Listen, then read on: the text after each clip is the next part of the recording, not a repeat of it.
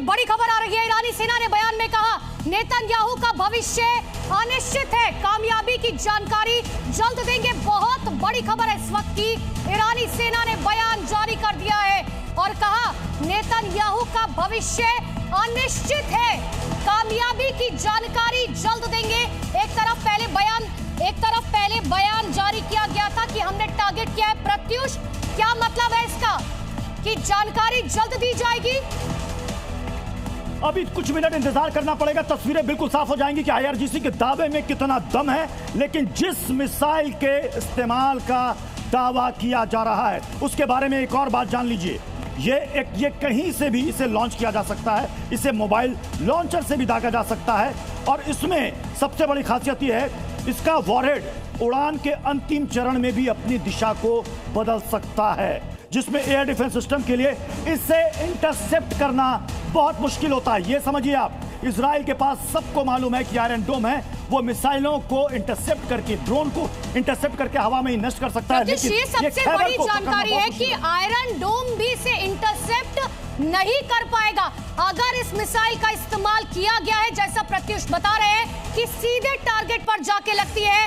2500 kilometre की इसकी मारक क्षमता है और सबसे बड़ी बात है कि आयरन डोम भी इसे इंटरसेप्ट नहीं कर पाता। प्रत्युष, यानी कि जो दावा अगर ईरान कर रहा है और इसमें सच्चाई है तो ये बहुत बड़ा नुकसान माना जाएगा इजराइल के लिए। प्रत्युष, बिल्कुल, इजराइल के लिए अगर इस खबर में जरा भी सच्चाई है, जो दावा है आईआरजीसी का, हम बार बार कह रहे हैं कि अभी तक इसकी ऑफिशियल, जब तक इसकी घोषणा या फिर तस्वीरें नहीं आएंगी इजराइल से कि वाकई में जो आईआरजीसी दावा कर रहा है कि पीएम के दफ्तर को, ऑफिस को उसने हिट किया, और वो उसका ये दावा है कि ये बिल्कुल सफल और सटीक रहा है और इजराइल को बहुत बड़ा नुकसान हुआ है। और आईआरजीसी के इस दावे के बाद वो भी इंतजार कर रहा है कि इजराइल की तरफ से इसका क्या रिप्लाई आता है। तस्वीरें सामने आ सकती, हो सकता है कि आईआरजीसी के पास थोड़ी देर के बाद कुछ तस्वीरें सामने आए जो दुनिया को बता सके कि हमने इजराइल पर कितना बड़ा हमला किया है। अब यह देखना है कि इजराइल की तरफ से आईडीएफ, अमूमन आईडीएफ तमाम वीडियोस डाल रहा है। आईडीएफ बता रहा है कि उसने ईरान को कितनी चोट पहुंचाई है, कितना नुकसान पहुंचाया है, कहां कहां उसके मिसाइल्स गिर रहे हैं।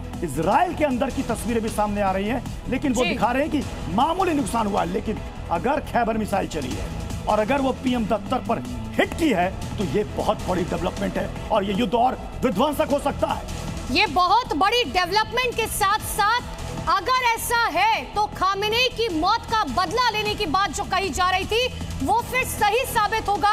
और फिर एक बात क्लियर है प्रत्युष कि ये युद्ध जल्द नहीं रुकेगा। अगर ये बात सच है, जरा सी भी सच्चाई होगी इस दावे में। रॉबिन सचदेव लगातार मेरे साथ बने हुए हैं। सर, इस बात में अगर थोड़ी सी भी सच्चाई हुई तो ये बहुत बड़ा दावा होगा, बहुत बड़ा नुकसान होगा इजराइल के लिए। और मैं चाहूंगी सर, आप इस मिसाइल के बारे में जरा दर्शकों को जानकारी दे पाए, कितनी सटीकता है, इंटरसेप्ट किया जा सकता है, नहीं किया जा सकता है, क्या जानकारी सर?